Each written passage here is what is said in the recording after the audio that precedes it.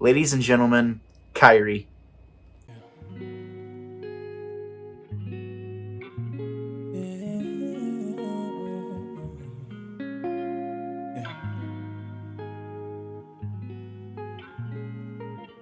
You got some nerve being this fine. I try to focus, but you are this on my mind. I need your focus and your time. Feel like you make me play the lines hard. You want my scene, yeah. Do this anywhere my dreams, Give you everything you want and more. Ain't no question about you, girl, I'm sure. Our love is funny, ain't it? My days are rainy, you're my own, you make it sunny, ain't it? Say my love is all you need. Said it's better here with me. Girl, I love it when you sit in my right, get in my line. Taking my time, taking my nights. Even when you're out of my sight, you were never out of my mind. Look at my eyes, girl, look at my eyes. Yeah, tell me I'm right, yeah. Read me my rights before you cuff me. I need to hear you say you trust me. I know we can't be picture perfect, but I'll be here because you're worth it. Yeah. Sometimes it feels like a dream. I know some days things are not what they seem. When you touch me, I feel alive. Please tell me this isn't just a pretty lie. Please tell me this isn't just a pretty lie. It feels so real when I look into your eyes. I need to know when we wake up that you're mine. Please tell me this isn't just a pretty lie.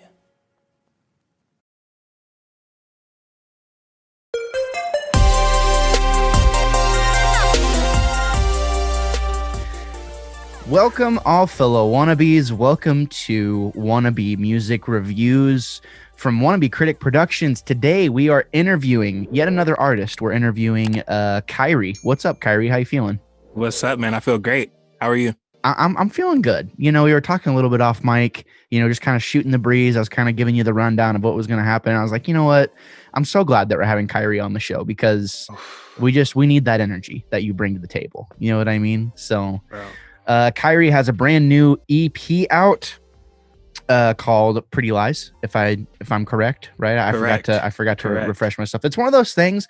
Why is it now, you know, records that came out 10 years ago, right before streaming services were really a thing, we knew what every song title was. We knew what every song name was, like all of it. But now a new record comes out, even by someone that I really, really like, and I forget what it is. You know what I mean? All the time. Yep. And just like memorizing phone numbers. Yeah, exactly. Like, exactly. Who does that anymore? Yeah, exactly. You know, there's all these youngins out here like talking about you know, hitting the females up, you know, on Instagram and stuff like that. You're like, oh yeah, I sent her a DM. It's like, bro, like you didn't grow up in the days like when we actually walked up to a girl and asked her for her phone number. You just find her on the gram. They'll never know. They'll never know the struggle. They will never know the struggle. But Khari, I wanted to ask a question. You know, we were kind of talking. We've been trying to put this thing together for months now. It feels like, you know, I was messaging to you about a personal project that I was working on. And I was like, oh, would you rap for me? You know, would you like kind of rap for me on a song? You know, I wanted to make something because I can't rap. I mean, I can try. I've tried. It just doesn't. It's just not great, you know, but I wish I could. So I hit you up and I was like, you know, would you mind? And your response, I just remember you were like, nah, I don't do that. I was like, what? You're like, nah, man, I don't rap anymore. I don't really do any rapping. And I was like, okay, well, whatever. It kind of hurt my feelings a little bit. No, it didn't. It didn't. No, I'm just kidding. So would you classify yourself more as just like R&B / like soul type music? Yeah, I would say, like modern R&B and yeah, a little bit of acoustic singer-songwriter type vibes. Yeah, it's like a blend of the two. Yeah. I think that it comes through. The fusion really comes through. I think, you know, on this newest EP, I listened to it I've listened to it a bunch now, but I can't, whenever you asked me like what my favorite song was, I had to actually go back and be like, okay, I was that one. Right. And, Right.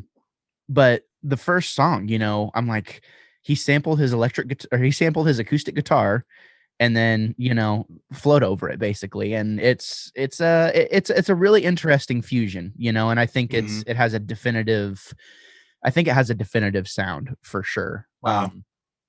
But I wanted to take a minute, to kind of dive into your background a little bit, and kind of Sure. dive into, because you've had quite the journey, as a songwriter, as a working in various productions and stuff like that. So kind of Yeah. take us down memory lane. How did you get started in all this? So music, of course, just like everyone, it's always been a huge part of my life. Grandmother, grandfather were jazz musicians in Louisiana. So that's where my family is from. I was actually born in Kentucky, right? So I grew up around bluegrass and country music. I lived an hour from Nashville, Tennessee, right? So heavy into acoustic music. Absolutely love country. Um, Basically how I got my how I got my start was singing with my mother in the kitchen till 2, 3, sometimes 4 in the morning, even on a school night. I mean, she actually just drilled the love of music in me, to the point where it was like unnatural to not hear music every single day, right? And when you're listening to old school music, you start to understand what writing is, how they piece words together. Music these days is more to the point. Back in the day, it was a bit more colorful and creative with how, even like approaching a woman, it was just way more creative, back in the day. So when I decided to start writing, that's initially what I started doing. I was like, how can I be creative? How can I be like that? A lot of the old school artists I was listening to. And yeah, man, it just took off from there. I started writing competitions for Paramount Studios, which was at the time located in Nashville, Tennessee. And I won a couple of contests, nothing major. Got to tour a couple of studios there and just fell in love, man. Just fell in love. Yeah. So, I mean, I think at a young age, realizing, realizing that you have a talent, right? And being able to immerse yourself kind of in a way, you're kind of like on the fringes of the industry at a very young age, and you kind of like thrust yourself into it.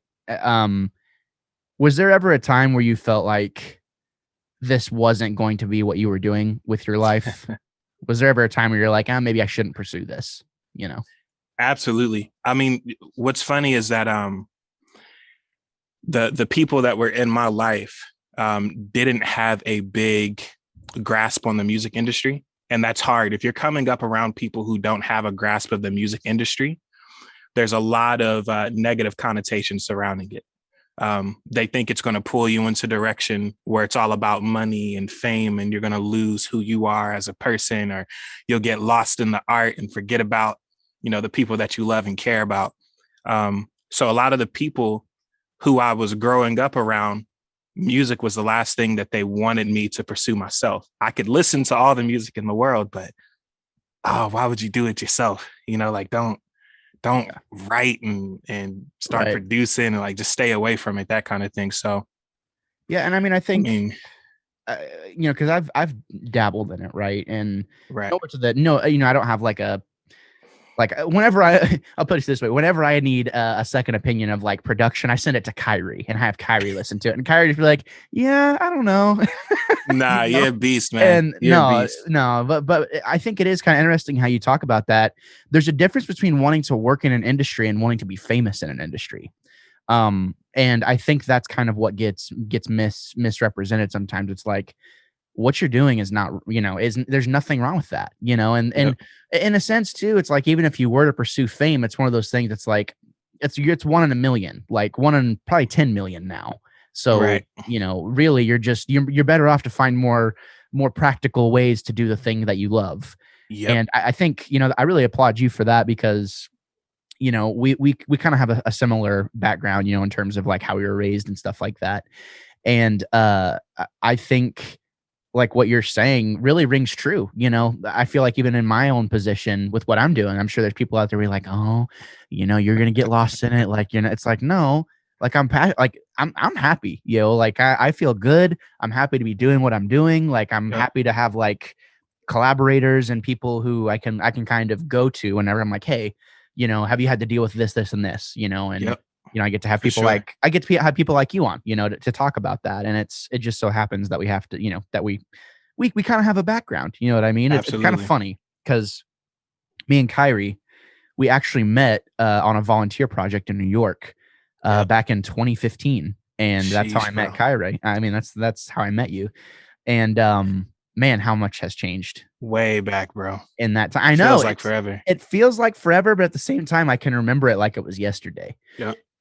And you know, I wouldn't give those times back for anything because Gabe had a lot of growing to do during that time period. So same. And yeah, I would say so did Khari. Same, bro. We jammed, man. I was a wild man. I can't remember, or I can't even think about how many times we were, you know, up just jamming, like just out on that patio, you know, at that hotel, and with the fire lit, with the fire, and just singing. Bro. It was so much fun. Yeah, good times, bro. I was so entranced by your ability to play that guitar, bro. Oh, whatever. Just such a sick musician, even then, man. So I can only imagine now, like you've always been so good at everything that you put your mind to. That's why I knew I like want to be critic. It's going to thrive. It's going to thrive. Man. It's going to grow because they got the right man running it, man. Khari, we're trying to make you feel good. We're not trying to make you feel good. All right. People are going to feel great, man. You know? Okay, that's good. I appreciate that. No, it's one of those things where music still means so much to me now, and without being that way that I was back then, I don't know that I'd be doing this now, because I think trying to like be the best I possibly could be at that, it opened up so many opportunities where it's like, okay, well, I want to do this, and this, and I want to go, you know, like I want to start a YouTube channel and a podcast and all this stuff. And I'm not gonna buy a license for music. I want to make my own music because like that's dope. You know, why wouldn't I do that? So, and it's the coolest thing ever whenever you go watch an episode of The Mandalorian and you're like, oh God, and then you make your own theme for it and like you get feedback on it. It's like, dude, that was dope. It's like, yeah, I did it myself. What? Yeah, you know, it's just it's a cool feeling to feel like you can do stuff. And I think that time period was very crucial for me to be able to do that. But enough about me, more about you though. You know, here you are thriving in what you're trying to do. You know, with Pretty Lies is obviously it's a banger. It is a, how the kids call it. The kids call it, this is a mood, right? It's a mood. It's a vibe. Yeah. So, and what does Pretty Lies mean to you personally? Is this like a story that you put together of like life experiences? Absolutely. It's a story about being realistic when it comes to the relationships that you're in. When it comes to love in general. So if you listen to the EP, in the very beginning, the guy starts off infatuated. He's just, this is such a dream, you know, this relationship that he's found, right? And so much to the point where he's not even paying attention to the things that matter the most, right? But then as the EP progresses, he starts to change in that. He starts to grow and realize that a relationship is way more. So he's like, I want to see your true colors. You know, paint me a picture with your favorite colors. Like, I want more. I want substance. And unfortunately, she's not on the same page. So towards the end of the project, he realizes, okay, it's time to move on. Even when he doesn't understand it, he knows, okay, it's time to progress and move forward. So it's just a big story that I've been working on for a while, man. I've been working on for a while. And I hit you up. I was like, were you writing that song, you know, whenever we were in, you know, Warwick and stuff like that, when we were living there? And you were like, I don't know. And I was like, no, there's definitely verbiage there. But you know, those ideas have been in place for a long time. And I think it's apparent there, because this story, without even like hyper analyzing the lyrics and like trying to listen, I'm like, oh, he's telling a story about, you know, being in love. And it feels very young. It feels like a very young perspective of almost like a chronicle of sorts of a personal chronicle, right? And I love that. I think it does, you know, and I love even thinking about it more by the end of it, realizing it's not on the same page. It's like, oh, well, everything that was just a bunch of pretty lies, basically, because Right. what you wanted to see wasn't actually what it was. Exactly. And yeah, that I think that comes across, you know, very, very poetic, you know, and I think you sent me a really cool mashup of the entire EP, and it was really well done. We're gonna hold off on that until the end of, you know, Sure. you know, you're not gonna be able to hear it, but you know, we're gonna introduce you in the whole lot. It'll be a lot of fun. But I have to ask, working on something like this, how much prep work? I mean, what has this whole process been, you know, because I know you've done stuff with several other, you know, musicians, and you've kind of been featured on some stuff, and you've done things here and there. Pretty Lies hasn't necessarily been the only thing you've been working on, Right. but just on this project specifically, what has that process entailed, and like, what has it looked like for you? I will tell you, it taught me a lot about myself. It taught me a lot about my work ethic, because you talk about, I have a family, you know what I'm saying? So the process was me finding time, which for whatever reason happened to be between 2 and 5 in the morning, you know, just working on and piecing this together, you know, day by day by day. It was very fun and therapeutic. But sometimes the process would start with me creating music, you know, in my stew. You know, maybe I'm on the keys or I'm playing in the stew. Oh, that's what they call it, bro. I'll never forget. I was working with this artist. I reached out to him. He's dope, by the way. His name is JX Hines. And I hadn't worked with a ton of musicians at that point when I was reaching out to him, but I got his information, and he was like, "Yeah, man, I'm in the stew. You should come through." And I was like, "It's like, where?" Have some stew? I had to act like I knew what he was talking about at the time, but now I'm down, bro. I'm hip to it. So, well, I'm gonna start saying that, and the guys on the podcast are gonna be like, "You're where? Who are? Yeah. Oh my God, where are you?" We even hanging out with? Yeah. No. Yeah. So 2 to 5 in the morning. I have to ask, because I will literally go. Apparently, I don't require a ton of sleep, you know, and it's nice that I have the schedule to where if I needed, I don't nap either. But does it kind of follow the thing for you where as soon as you're done, doesn't matter if it's 10 p.m. or 1 a.m., you go back, you know, you go get in your bed with your wife, right? And then you just lay there and like, you know exactly what you could be doing with that time. And you're like, I'm not tired. I could be editing this, and this, and doing this, and this. And like, you basically, it's like a fight to try and go to sleep type thing. Yes, man. Yes. Yeah. Okay. Yeah. Bro, literally the exact same struggle. Yeah. I mean, my wife has no problems going to sleep. I've always had trouble going to sleep. Dude, same. So I'm like, I'm not just going to sit in the bed. Yeah. While she's knocked out, like, we're good. I'm not just going to sit here and stare at a black nothing. Like, I'm not going to do it, bro.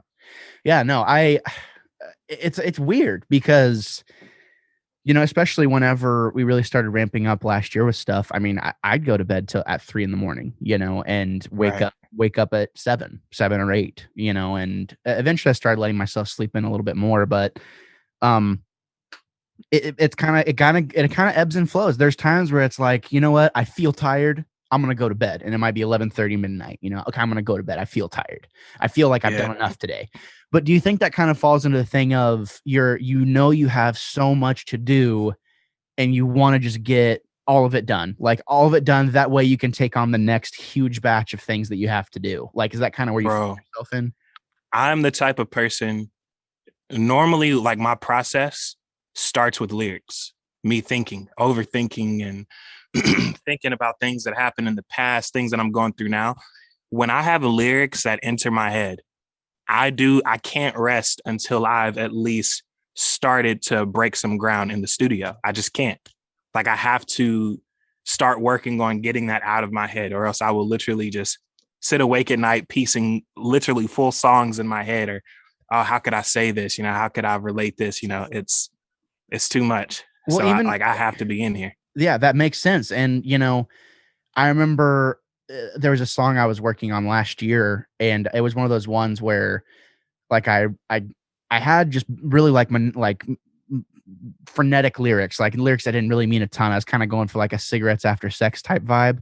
And I remember I just was laying like this really like fat, like muffed out bass riff, right? And I was like playing it. I'm like, duh. I was like barely mumbling into the microphone. I was like, oh, I can't go, and I was like, oh my God.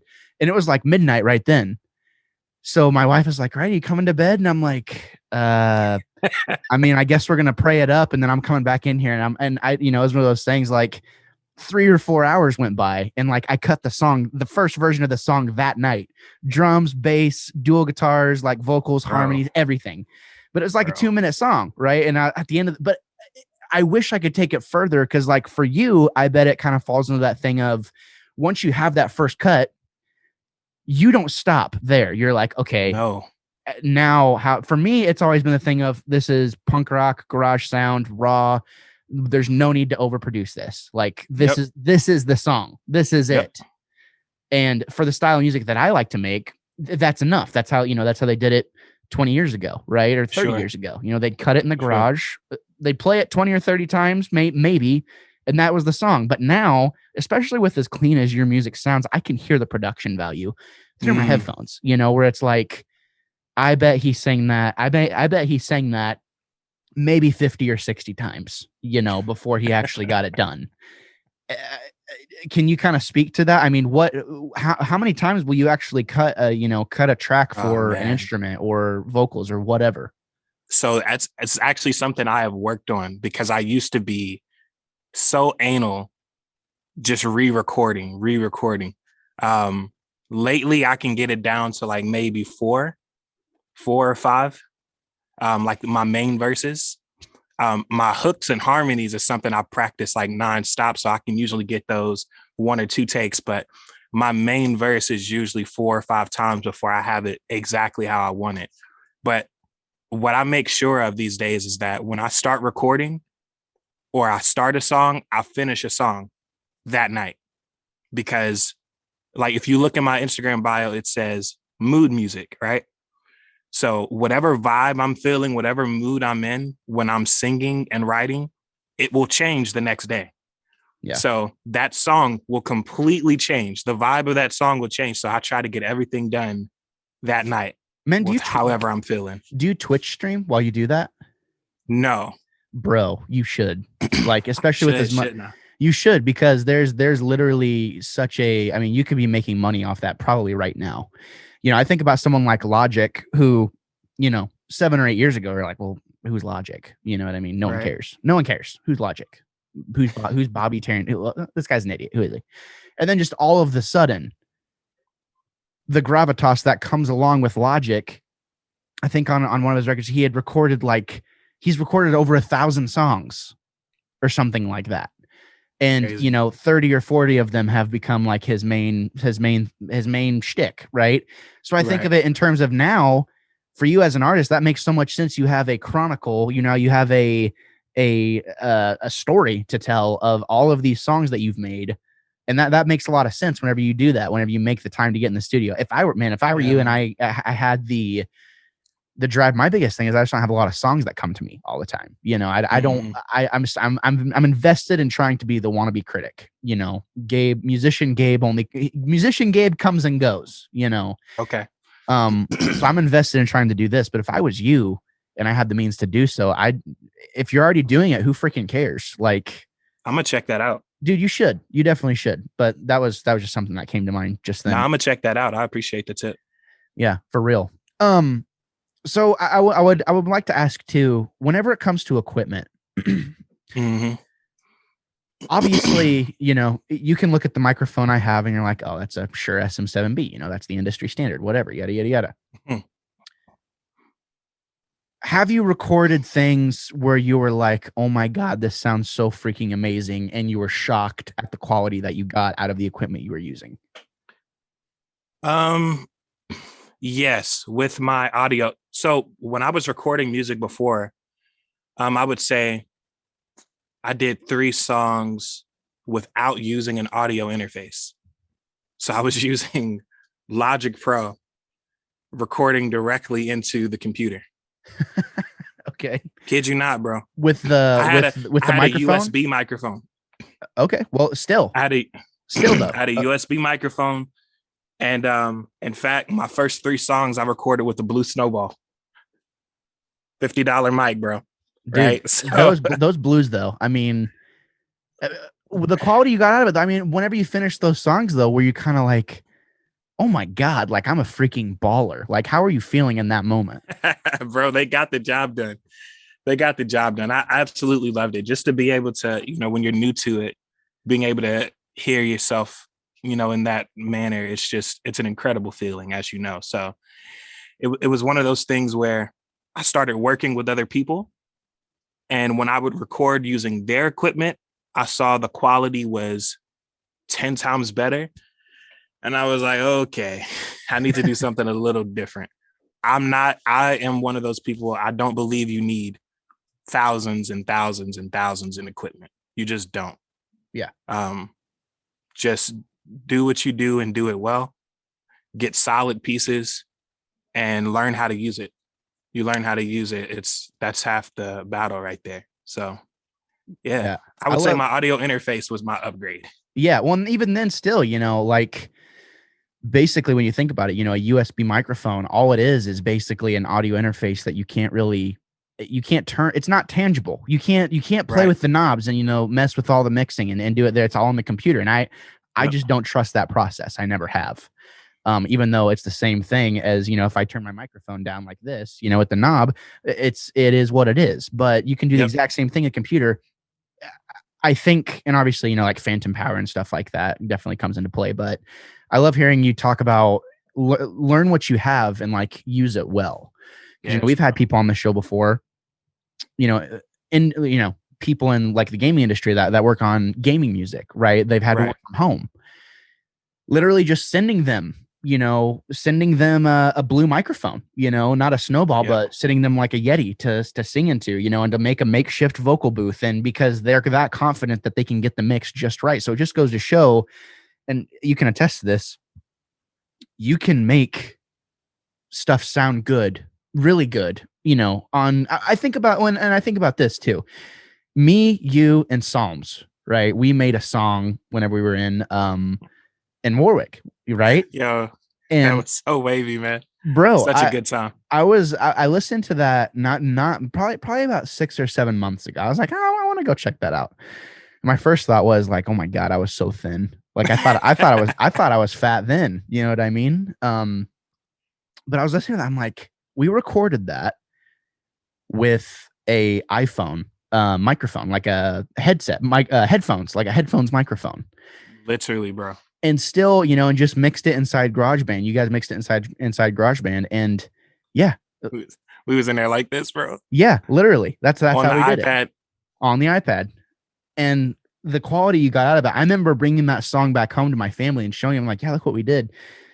And them just being blown away. Like, how did you, like, is there a studio? Like my aunt, she's like, was there a studio you guys went to? And I was like, yeah, it's called the IPAD studio. It's like, so I don't know. It's cool to see kind of your journey in terms of just like not only equipment, but just everything in general. What microphone do you have now, by the way?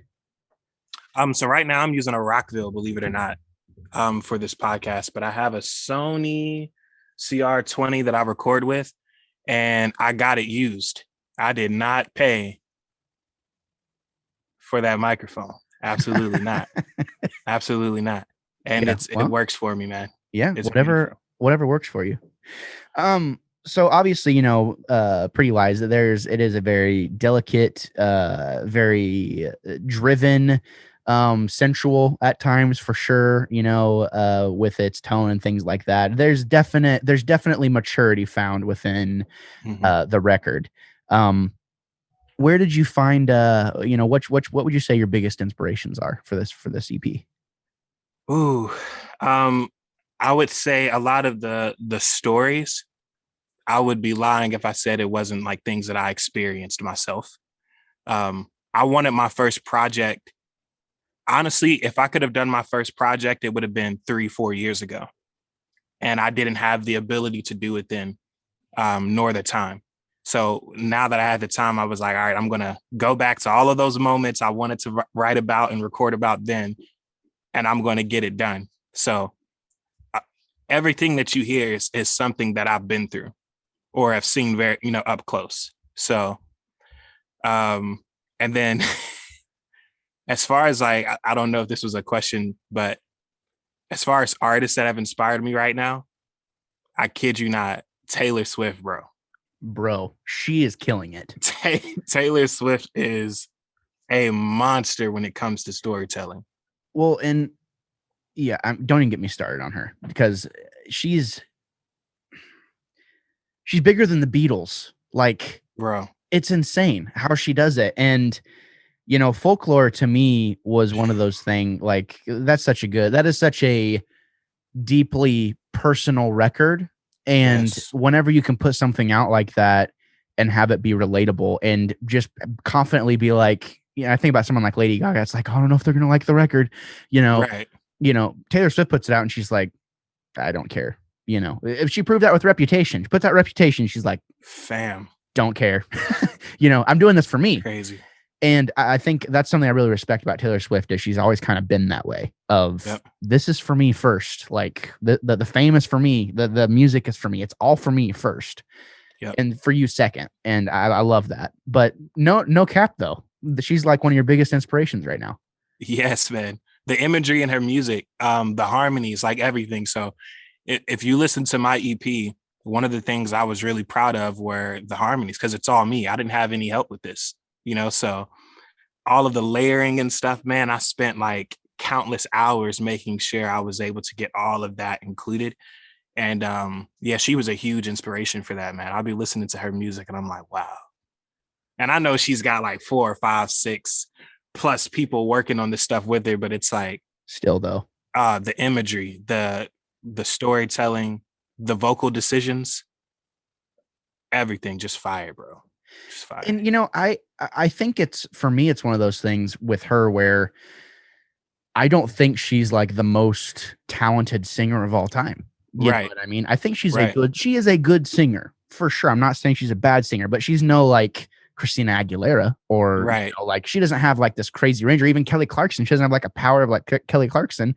Yeah. She does the thing of she knows how to use her tools to the best of their ability. And she knows how to write a really good pop song. I think about like 1989, the director's cut or whatever of her, like kind of talking, be like, yeah, we're going to go like, da, da, da, da, da, and like her pitching it to the producers and then being like, oh, and then we can put and like all this other stuff. And it's like, yeah, she just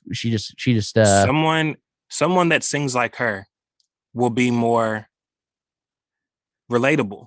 Yeah. You think about half the people that are listening to this music, they can't sing. These aren't R&B and pop singers with these incredible, like big voices.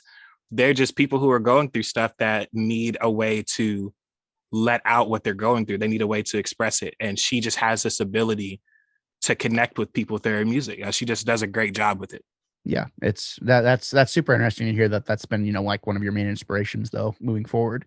Do you listen to many other genres outside of, I mean, obviously you said Taylor Swift, but if that is like, because I know I see on your Instagram stories and stuff, you're usually bumping your own music, which is something a lot of people, I feel like a lot of people can kind of, one of two things happens. They're either afraid of it or they listen to it and be like, yo, this is fire. This is so awesome. Like I'm the greatest thing ever, and it's like, okay, well now I don't want to listen to your music, whenever you're not listening to your own music in the car or Taylor Swift, what's like is R&B kind of like your go-to genre in general? Yeah, I would say so. I would say R&B and singer-songwriter. I listen to a lot of acoustic music. You gave a shout out to someone I listen to a lot, Cigarettes After Sex. Oh yeah, I love that band. I'm the type of person that I fall in love with certain songs and I will keep listening to them. K is my joint. Yes. K is my joint. Yeah, that and that's the thing too is whenever bands kind of like corner their sound, it's like, yep, this is another cigarettes after sex record. Okay, I've heard it before already. That's fine. I still like this one. Or like Beach House. It's like, yep, it's another Beach House record. Yep. And that's fine because that may be all you have ever. And Yep. write it as long as you can. But that's cool though. That's kind of like your kind of your go-to genre. But whenever you do kind of want to like break out of the shell a little bit and like, I'm feeling something a little bit different. Like what's kind of your go-to? Different. You rocking For out to any me, System of a Down or any like metal, Foo Fighters, anything? Nah, it's more like Bon Iver for me. That's Oh, okay. kind of me like stepping out, right? Yeah, going. Yeah, that's like, oh yeah, I'm really gonna get rowdy tonight. Put on some. I'm gonna Bon get crazy Iver. with this Bon Iver, bro. Come on, Skillet. Put the kids to bed, man. It's Bon Iver time. No, but yeah, I mean, just because my taste, just because of my background, is all over the place. Yeah. Well, and I've never boxed myself in. Yeah.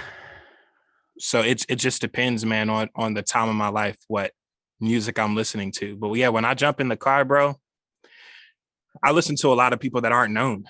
Yeah. A lot of people, like I have people, there's one guy I give shout outs to on my story all the time. His name was Rodney Brown.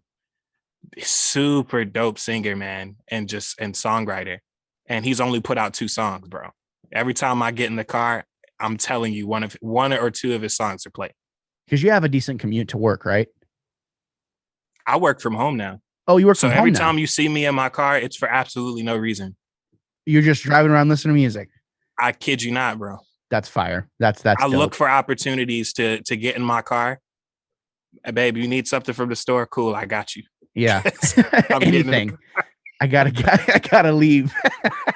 Bro, I'm telling you, man. No, you think about it. Like, there was a time where that was the thing to do. It's like you'd get in the car and you'd listen to the radio and like you'd go about your day, and that's just how it was. And there's times for me where I'm like, okay, I haven't listened to any podcasts at all. Right. And I'm gonna there's a ritual. It's like if the dishes need done, I'm gonna put my headphones in, don't talk to me, don't look at me. I'm doing the dishes, and that's like, I feel like that's kind of for you, that kind of seems like a similar thing. It's like, I'm going for a drive. No, I'm not getting anything. Nope. If you need something, I'll get something. I'm just going for a drive to listen to my music. So yep. That's dope. I love hearing that. Now I have another, picture in my mind every time I see those stories. So what's your kid's name? Braden. Khari Braden Bryant. Khari Braden Bryant. Excuse me. Yep. So does he like your music? Oh my goodness, he's my biggest fan, bro. Does he love it?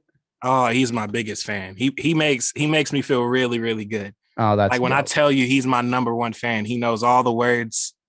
He'll be like, "That's fire." He's only 2 years old, bro. He'll be like, "That's fire." He'll be like, "From the top." I'll play something. He'll go, "Thank you for my song. That's a good song." Oh, I mean, he's a sweetheart, man. What a good kid. So do you feel like you're kind of instilling like kind of those same roots that like your mom did with you, like being very musical with your kid and like kind of doing the same type of thing? I feel like even more, because my mother had me on a specific genre, right? She had me like, it was strict old school R&B. That was it. I'm putting my son onto every genre, that I listen to. Like, I don't want him to be boxed in. And at the age of 2, like, I want him learning instruments. So I bring him in the studio. He knows how to, bro, these kids, man, they're so smart. Like, what he can do with an Akai MIDI is ridiculous. Well, it's ridiculous, bro. That's how prodigies are made. Think about, and I hate to use this terminology because I think he's a complete douche, but Justin Bieber, right? At the very, very young age. I mean, that kid was playing music from the beginning as soon as he could. And it's like, the sooner they learn how to do it, us as people, human beings, it's accelerated, at a very young age. That's really cool though. Thank you for my song. That's cool. He sounds like a cool man. kid. Oh man, he's awesome. That's dope. That's dope. So now that Pretty Lies is out, right? I mean, it's like, oh, finally, like, thank God. Like, here we are. Pretty Lies is out. The weight is lifted. Have you been getting any feedback that you're particularly, happy about? I mean, is it performing? Oh man. Without getting, I'm not trying to like, is your record doing good or not? I'm like, how do you No, feel? it's doing solid because today is the Pretty Lies 1 week anniversary. So we're close to 20,000 streams for the full project. It's getting a lot of love, and to me, that's huge. When I put out this project, I'm not huge on promotion, right? Right. I put out this project number one for me first. Yeah. And then for the few people that I have in my life who've been supporting me for years and wanted me to put out a project for years, I was like, this is for you, right? So I didn't care if it was 10 people that heard it. Yeah. Like, this was something I was like, my day ones, like, they're going to be like, finally, maybe the next one I'll promote and we'll go crazy with it. But for this project, I just wanted, I'm like, oh, let me drop this EP, man, get it out the way. And then the feedback that I've been getting from friends and family has been incredible. And then a bunch of the people that I don't know on social media, the way they've been connecting with the songs has been incredible. It's such a good feeling, man. That's gotta that yeah. And kudos, like, dude, I'm proud of you. I'm happy for you because Appreciate that. Years and years of hard work. You can't. There's a thing of, if you're doing it for other people only, you're never going to be happy. Yeah. You're never, ever going to be happy. And now you have this thing that sounds very professional. It's very personal. It is, it's an accomplishment that this thing is out. Yeah. And kind of like what you're saying, you released it and like, you can look at that thing now and be like, like you're happy, you're happy that you did it. And it's like graduating high school, but a million times better because you actually wanted to be there. Yeah, man. For sure, man. Nah, So I feel you. I think one of the coolest comments I got was a young lady. I don't know who she is, but she reached out to me about the song Without Me. And she said she is currently in a situation where she feels exactly like that and just didn't know how to say it. She's like, this song expresses everything that I've been feeling for like the last 3 months, and I didn't know how to say it. She's like, I felt selfish, like it was an arrogant thing to wonder why someone would be so happy without you, right? But I'm like, no, that's the realistic part of a relationship that most people don't talk about. Yeah. The last thing you want to see, we all want to see someone be happy, right? You really love and care about someone. You want them to be happy, but you also want to be the contribution to their happiness. Right. So when that doesn't work out, you're like, what's wrong with me? Yeah. What did I do? Yeah. Who am I? Exactly. Yeah. Well, and the thing that I got out of it too, towards the end, is like, I'd rather be sad for like an entire year than ruin my life, being with someone who's crazy, or, that just wasn't a good fit, or just being unhappy. Right. I'd rather be sad for a short period of time than being unhappy forever. And, I think that's really cool that you're getting that feedback and you're getting that type of notoriety, from your work, from random people. That's amazing. I think anyone who's in a creative aspect, that's what you want. And we were kind of talking about off mic too, we're on the subject of social media. Whenever you're kind of self-publishing and doing the thing and you're kind of on your own for the most part, you're not a part of a label, you're not doing anything like that. Right. You inherently have to wear like multiple hats. You're not just a musician. You're not just a producer. You're not just producing your music. Now you got to figure out, and it seems like you mostly concentrate on Instagram. Like, that's where the people are for you. Right. Because, you'll see people on Twitter or on Instagram, and it's like they have a ton of following on one platform, but not necessarily the other, because they're focused on that one platform. And I think that's right. Instagram. Yep. Now you have to figure out the best way to operate Instagram and be a content creator for Instagram, because now you are effectively wearing the hat of, I know what I'm trying to say and what I'm trying to express. Now, how do I find the best way to do that to these people that are following me? Yep. Has that been a challenge at all for you by chance? Yes, man. Because here's the thing. I was never a numbers person before. And by numbers, I mean, how many followers do I have? How many people am I following? But Instagram is an algorithms game, right? And unfortunately, because of the way our generation is trained and this new generation is trained, when they see an account that's not popping, they skip over it. And I'm like, that sucks, because there's going to be a lot of people that I want to hear this that are going to overlook it because my Instagram wasn't looking, what they thought to be a successful account or something like that. So I was like, okay, let me play the game, so to speak. Yeah. Let me post covers and Yeah. It's like, what are we gonna do? Do like music collabs, like putting stuff on pages that do have that following that you want. It's like, God, this is such a gimmicky thing that I don't want to have to do. And I think in every single like aspect of that, because you are right. You see someone's Instagram account, the days of, oh, they seem like cool people, whatever. Those days are kind of over, unless you make those connections. Because the amount of followers you have is like a form of capital. Like they think that you have money, or they think that there's value attached to that because you have 20,000 followers. Yep. Which is dumb. That's stupid, because that's kind of counterintuitive to what social media is supposed to be. Now, Facebook, Instagram, like those are turning more into marketplaces than anything. To buy stuff. That's about it. Which is why I love Twitter. But you think about like having to figure out the ways to do that. I think they're like, for me, with my Wannabe Critic Productions Instagram, I'm like, okay, I'm confident in what I can do. What is the best way to reach the amount of people? It's like, well, I'm gonna have to put some money into this somehow. It's like, well, I'll do a giveaway. I'll do giveaways every month now. Smart. Right. Because now, we had 195 followers, and then in 2 days we acquired like another 30 followers. So it's like, okay, right. So it works. It does work. Maybe it'll be more sometimes and less sometimes. The more we can do it, though, that's great. Point is you've successfully done it, but it didn't happen overnight, right? It took repeated efforts. It was like kind of oiling the machine a little bit, making sure the machine keeps going. You mentioned numbers a second ago.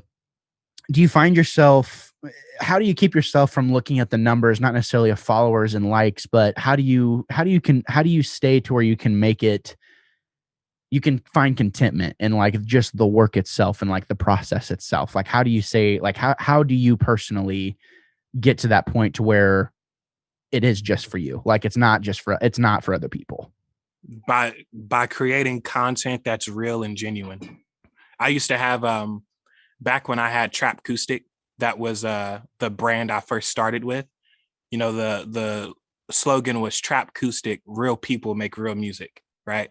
So my goal was anything that I put out, it's always going to be real. It's going to be genuine. It's never going to be, because that's what they want to hear these days. Otherwise, if I wanted to blow up and I actually cared about that, I would just rap. Right. I would just rap and just put out a few bangers. Like,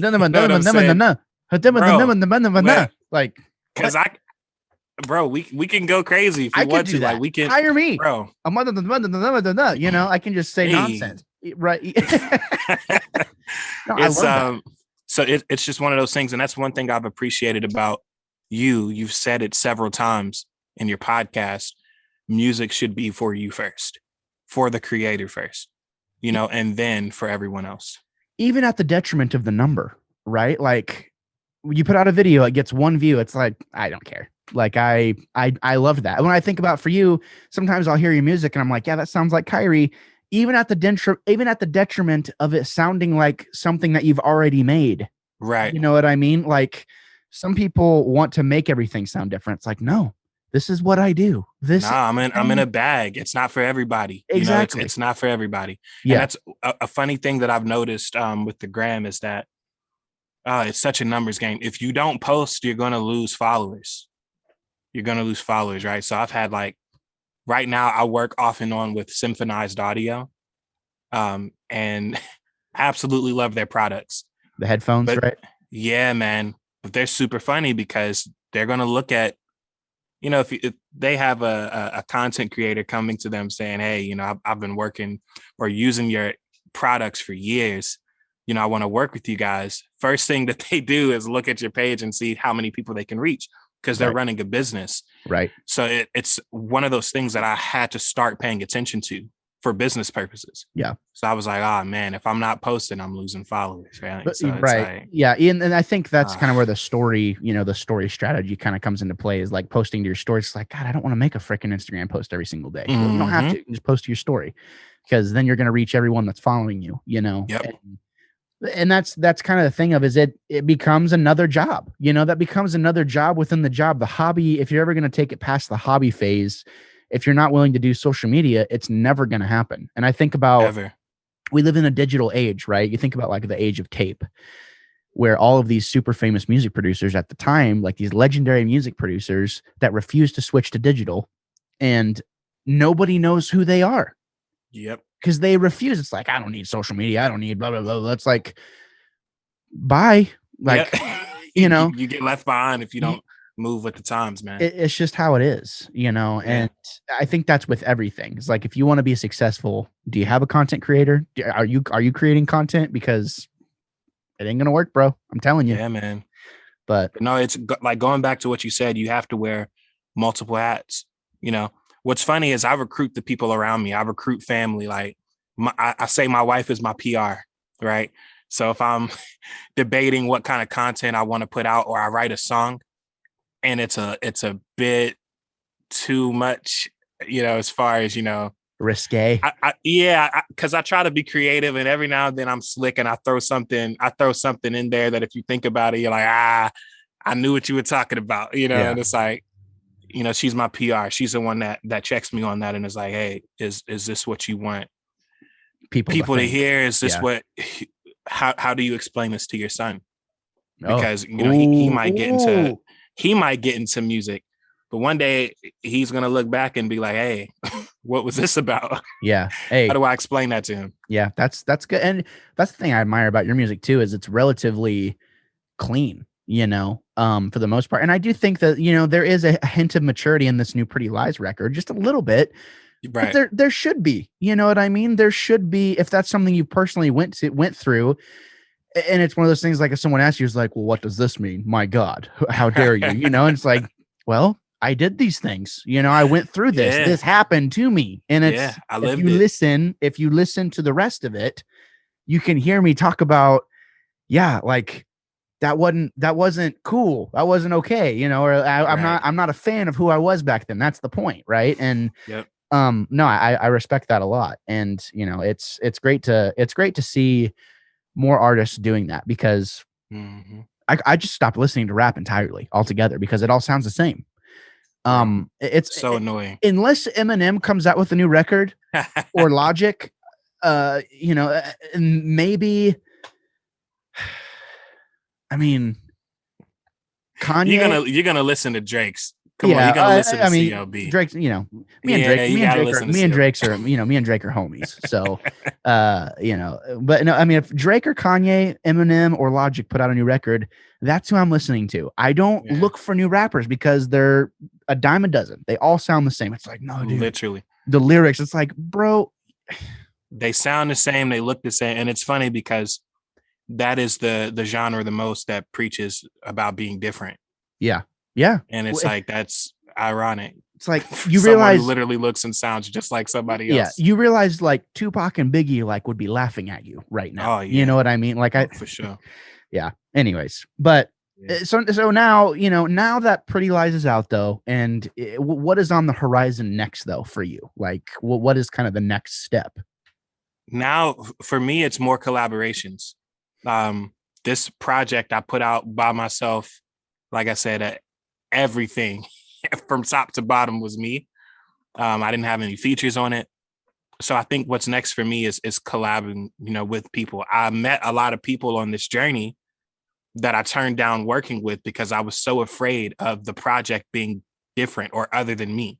Right. And that's like, you have to sacrifice some of that when you're working with people. And I was like, not on my first project. It has to be 100% me and what I went through. And I'm gonna leave it at that. But well, even whenever you've had some success, You know, Right. I'm a big Foo Fighters fan, right? I love Dave Grohl. Dave Grohl is my spirit animal. Okay. That's whenever I sit behind the drum set, I'm like, David Grohl, how do I do that? You know, and then go just do my thing. But he tells the story about whenever he was with Tom Petty. And he went right after Kurt Cobain died, he hadn't been around a drum set in a long time. And Tom Petty calls him up and he's like, hey, you want to come play Saturday Night Live, with me and the boys? And he talks about how he was just like, loved that. Like it was an absolute blast.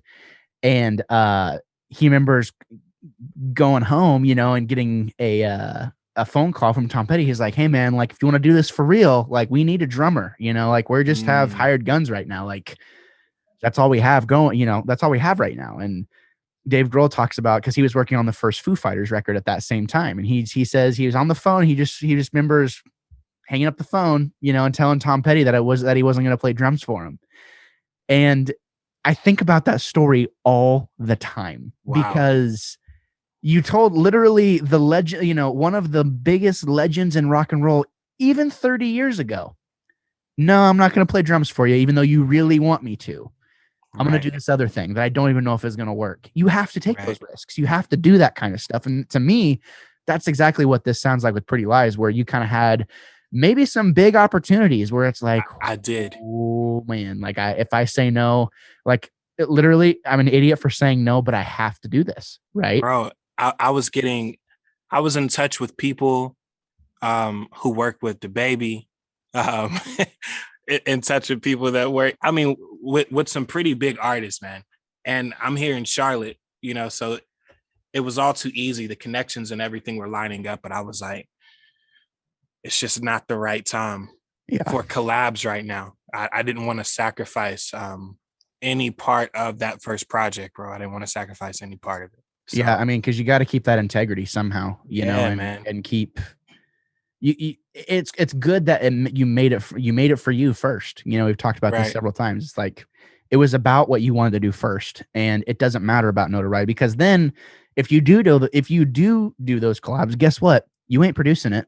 They're telling you exactly what to say, how to say it. They're just utilizing you as a tool. Basically, it's not you. It's for the production.